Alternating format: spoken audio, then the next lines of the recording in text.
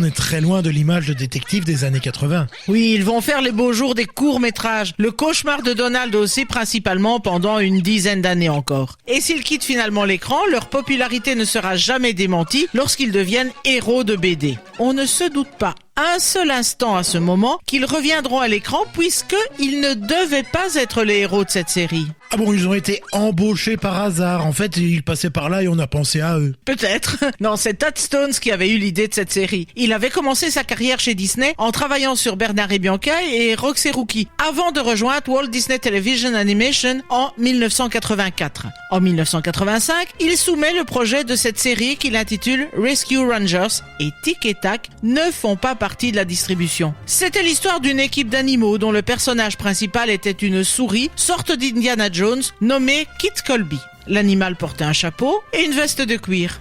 C'est le projet qu'il soumet à Michael Eisner et Jeffrey Katzenberg. Et si l'idée est plutôt bien accueillie, le personnage de Kit Colby ne convainc pas. Eisner va alors suggérer d'embarquer Tic et Tac dans l'aventure. Et vu qu'on est dans les années 80, on est effectivement dans une autre époque et on a modifié un peu leur look au passage.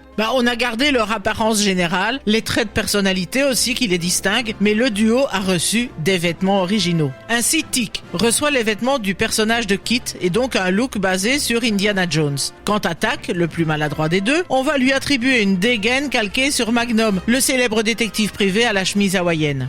Les deux compères sont donc à la tête d'une agence de détectives, l'agence Tourisque. Avec les souris Gadget et Jack le Costaud et Rusor, la petite mouche verte, ils viennent en aide à ceux qui sont victimes de crimes. Tout ce petit monde débarque sur Disney Channel le 4 mars 1989 et moins d'un an plus tard, début janvier, ils arrivent en France dans l'émission Disney Club.